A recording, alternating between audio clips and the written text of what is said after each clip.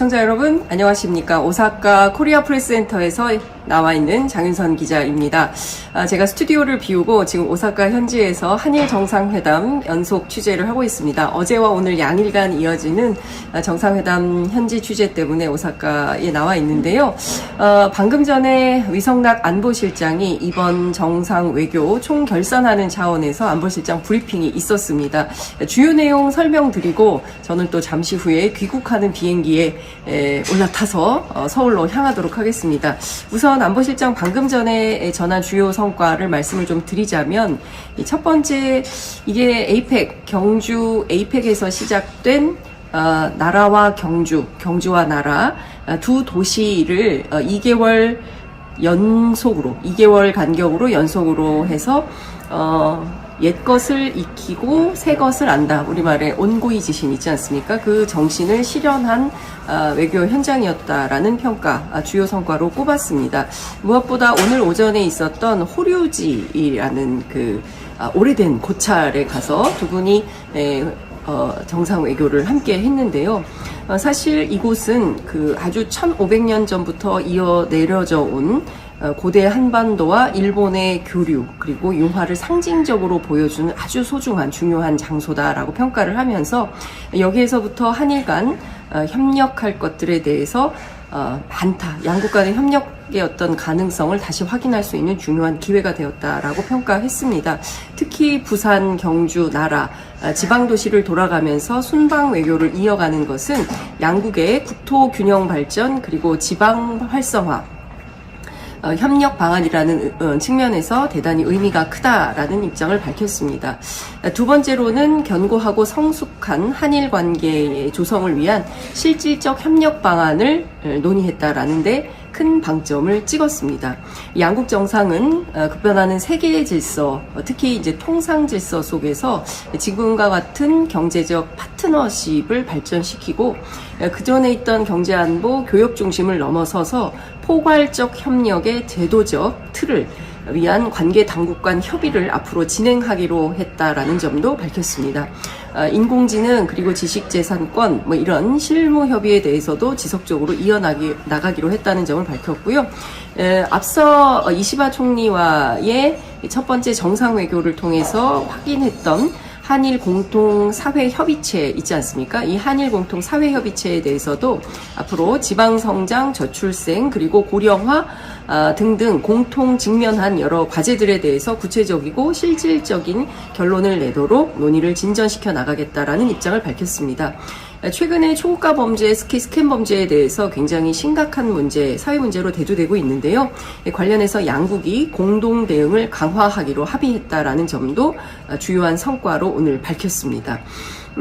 무엇보다 위성락 실장이 강조해서 밝힌 바는 이 과거사 현안 관련해서 인도주의적 현안을 협력을 강화하기로 했다는 점을 강조해서 밝혔는데요. 이미 어제 공동 언론문 발표를 통해서 밝힌 것처럼 조세이 탄광 수몰 사고 현장에 유해 신원이 확인됐던 그 뒤에 유골들 있지 않습니까? 이 유해 신원 확인을 위해서 관계 당국 간 DNA를 확인하는 것을 당국 간 협력으로 확인하기로 했다라는 점을 밝혔고요. 무엇보다 이것은 다카이치 사나이 총리가 오자마자 제기한 중요한 현안 가운데 첫 번째로 제기한 이슈였다라고 밝혔습니다. 다카이치 사나이 총리가 이 문제를 가장 먼저 언급했다라는 것을 강조해서 밝힌 건데요. 이것은 유족들의 오랜 염원이 실현되기 위한 첫걸음이다라고 평가했습니다. 앞으로 인도주의, 그 다음에 인권, 이런 것들을 풀어가는, 과거사의 문제를 풀어가는 하나의 실마리 단초가 될 것이다 라고 평가를 하고요. 관련해서 한일 양국이 진정으로 더 가까워지고 협력의 질을 앞으로 높여나가겠다라는 방침도 밝혔습니다. 사실 과거사 문제와 관련해서 우리가 일본에 요구하는 것은 강제징용의 문제라든가 또 위안부 문제라든가 이 대목에 대해서 일본 당국의 책임 있는 반성과 사과, 그쵸? 이런 것들을 요구했었는데 사실 일본 정부가 적극적으로 임하지 않았습니다. 그런데 이번에는 무엇보다 양국 정부가 실무적으로 함께 할 수 있는 조세이 탄광의 유골, DNA를 직접 확인해서 필요하다면 유족들에게 건네는 방안까지도 함께 논의를 시작한다고 하니까요.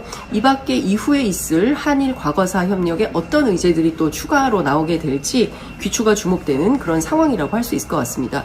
이 관련해서 제가 오늘 민족문제연구소를 상대로 취재를 했는데요.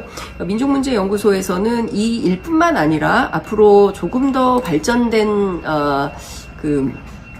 단계로 나아가기 위해서는 지금까지 있지 않았던 그 일본 사찰에 현재 보관 중인 유골 봉환 문제, 그리고 또 군인, 군속, 전사자, 유골 조사 참여, 그리고 봉환 문제를 좀 함께 추진하면 좋겠다라고 했는데요.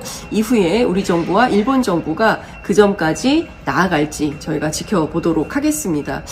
특히 이번 한일 정상 외교는 대한민국 정부가 국익 중심 실용 외교를 보여주는 중요한 한 단면으로 기록될 수 있다라고 평가를 했습니다.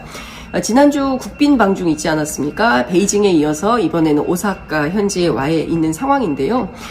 셔틀 외교를 복원했다라는 아주 완전히 복원했다라는 커다란 의미가 있다라고 평가를 하면서 이웃 국가들, 일본, 중국과 성숙하고 보다 더 안정적인 발전 관계를 이룰 수 있을 것이다라는 기대감을 피력하기도 했습니다.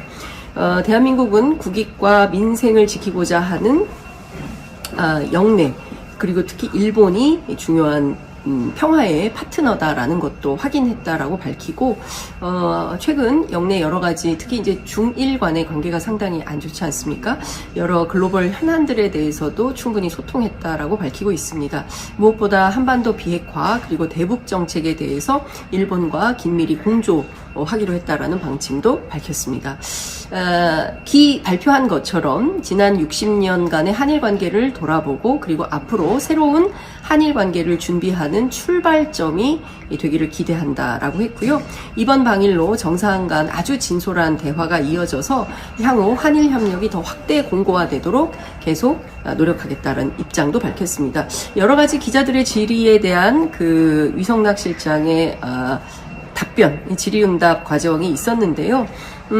다른 거 다 떠나서 특히 제가 여쭈었던 그 조세희 탄광 문제와 관련해서는 2월 초에 있을 일본 시민사회단체 주최로 진행되는 대규모 잠수조사에 정부가 적극 참여한다 안 한다 이런 얘기는 하지 않았습니다. 근데 중요한 포인트는 양국 정부가 원만한 협의를 하였고, 그리고 앞으로 정부 차원에서 협의와 합의를 거쳐 진전을 이루게 됐다. 이것이 굉장히 중요한 포인트다라고 했습니다. 관련해서 제가 내달 22일에 있은 독도의 날 다카이치 사나이 총리가 차관급이 아니라 장관급을 보내야 된다라고 해서 상당히 격상된 것에 대한 문제 제기가 있었는데, 그 부분에 대한 정상 간 논의가 있었느냐 물었지만 그 부분에 대해서는 진전된 논의는 없었다라고 위성락 안보실장이 확인해 주었습니다.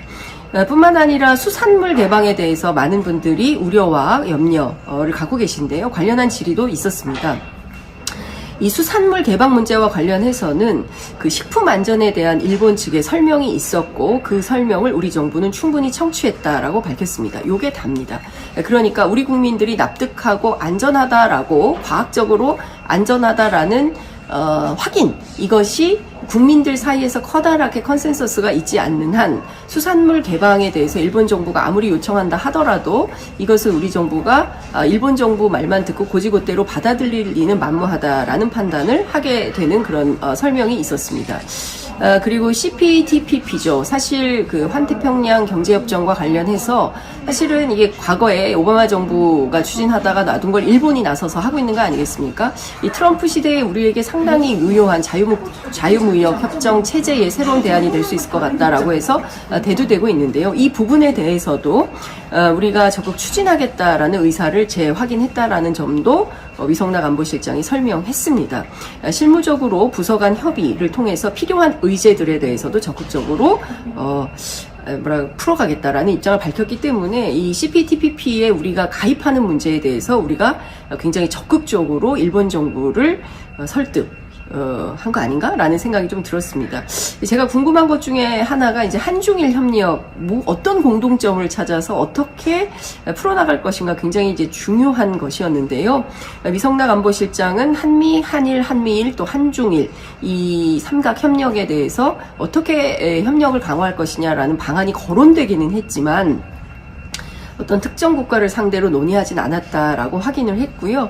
향후 한중일 삼각협력체 체제 어떻게 만들어갈지 협력과 공영의 작업들이 증진되어야 한다라는 아주 기본적인 입장 정도를 전달한 것 같습니다.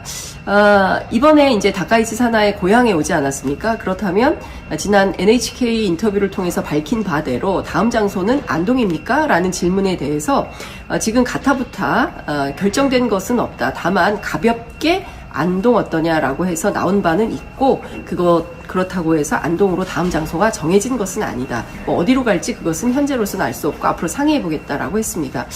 자, 김여정 부부장의 개꿈 담화 있었죠. 남북관계와 관련된 굉장히 강도 높은 비판 담화가 나왔는데요. 미성락 안보실장은 무인기 문제에 대해서 굉장히 심도 깊게 설명을 했습니다. 지금 군이나 정보당국은 없는 걸로 확인이 됐다. 그렇다면 그 외 민간 쪽인데 이 북한이 제기하니까 우리 쪽이 파악한다는 것이 아니라 무인기를 민간이든 어디든 보내는 것은 현행법 위반, 정전협정 위반에 해당하기 때문에 이건 그냥 지나칠 수 없는 것이다 라고 확인을 하고 파악하는 대로 위법 조치, 처벌이 필요하면 처벌을 해야 된다라는 입장을 밝혔습니다. 그러니까 북한이 어떻게 생각하든 상관없이 어떤 형태의 무인기가 정전협정을 위반했다라는 사실이 확인되면 그 부분에 대해서 위법 조치가 필요하다라는 점을 강조해서 밝힌 것입니다. 무엇보다 더 중요한 것은 지금 남북 간의 긴장 완화, 그리고 대화 재개, 이런 것들을 또 신뢰 구축 이런 것들을 기대하고 바라는 바는 있지만 이 정부 당국 차원에서는 현재 북한이 남측이나 미측에 대해 완벽한 단절과 거부감을 갖고 있기 때문에 매우 조심스럽게 대처해야 한다라는 기본 방침을 설명하기도 했습니다. 그 밖에 다른 이슈들에 대해서도 여러 질문들이 있었지만 그 부분에 대해서는 제가 서울로 돌아가서 구체적으로 설명드리도록 하겠습니다. 1박 2일간 오사카 나라는 직접 가보지는 못했지만 오사카 현장 취재를 통해서 이번에 또 배운 것은 대한민국의 유구한 역사, 저는 백제로부터 이 나라가 시작되었다라는 것을 이번 기회에 처음 알게 됐고요. 특히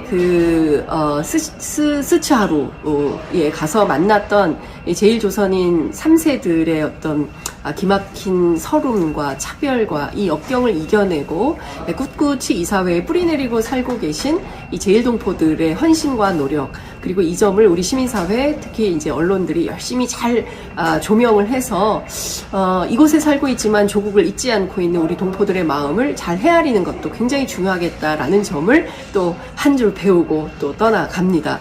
자, 지금까지 오사카 코리아 프레스센터에서 장윤선 기자가 전해드렸고요. 저는 내일 서울 스튜디오에서 찾아뵙도록 하겠습니다. 이 방송 괜찮고 재미있고 유의미하다라고 판단하시면 구독, 좋아요, 알림 설정으로 큰 힘을 주시면 여러분 감사하겠습니다. 고맙습니다. 서울에서 뵙겠습니다.